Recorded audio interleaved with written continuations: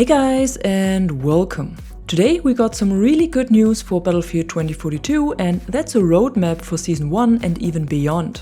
We didn't get any specific info about the content yet, but some more details on upcoming changes and improvements that will be made, and what schedule we can expect. The Battlefield Twitter team shared a complete post with us that includes a lot of info, screenshots and short clips alongside a full development update. Since this is a very long thread, I will only share the most important and interesting details with you in this video, and if you want to read through all of it yourself or want to watch the full briefing video, you can find the links to both of this in the description below.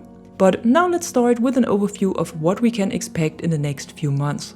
In June, Season 1 will start and will come with a new map, a new specialist, several new weapons and vehicles, a new battle pass, more weekly missions and more featured portal modes. In addition to this, the developers will make changes to animations that we will get in June as well, improvements to traversals that we will see in July, and changes to the map Kaleidoscope that will come in August. For the start of Season 2, that is scheduled for September, we will then see changes to the map Renewal and to the specialist's look and feel. But what does that mean exactly? Well, like I already said, there is no specific info about the content we will receive with Season 1, but we got a lot of info about the improvements to maps, specialists, experiences and core gameplay mechanics, which are also the four main focus points for the developers right now.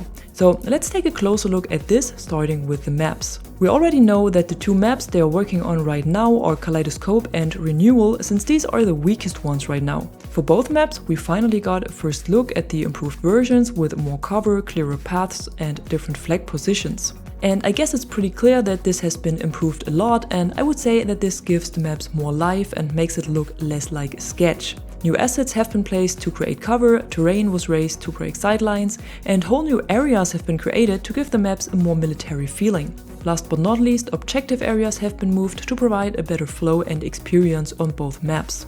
Alongside these map changes, we will also see further changes to the game modes in general. So from my understanding, Breakthrough will stay as a 64-player mode and will not return as 128-player mode in any way, while Conquest will be kept as both 128-player and 64-player mode. In addition, Rush will be added to All Out War at some point during Season 1 with a normal player count of 32 players, and there will also be old maps from Battlefield Portal added to the All Out War playlists to give them more variety. A little drop of bitterness comes for all players who love to play Hazard Zone, cause the development for this mode will be completely stopped since it was not very well received by the player base in general.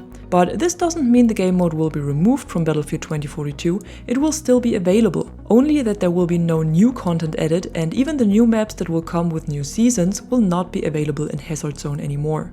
But now let's head over to the changes and improvements that will be made to the specialists, cause these will not only get an overhaul of their abilities like we've seen with Pyke and Rao lately, but also of their appearance. And we also got a little example here what the devs are aiming for. So in general a bit more of a rough style with more dirt, bruises, military collars and clothing and more serious looks on their faces. Alongside this, the voice lines will also be improved to be more serious and less immersion breaking, like they did with Angel in this example. Look at this serious team, hey? Let's have fun. You need supplies? I'm your man. Alongside all of this, third-person animations of the characters will be improved to make them look more natural in their movement, which will also help to read enemy movement better and to react to it. Some more good news have also been shared for the weapons, cause we will not only see completely new weapons with each season, but we will also see some of the Portal weapons in All Out War.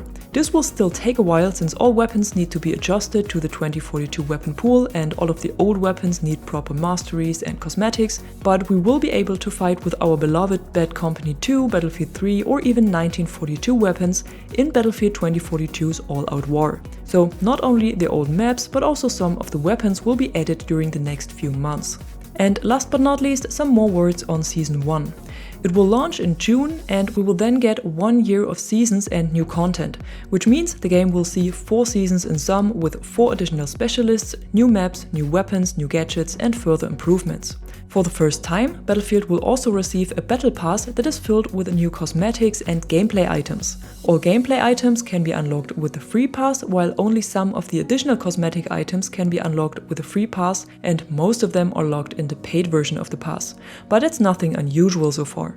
Alongside Season 1, we will also receive another big update with more improvements and bug fixes, but more about that closer to release. And that's it for today. I hope this video gave you a good overview of the content and improvements we can expect to see in Battlefield 2042 during the next month. And if it did, be sure to drop a like and subscribe to the channel to stay tuned for more content like this. Until then, thanks for watching. I'm the Catwoman and you are awesome.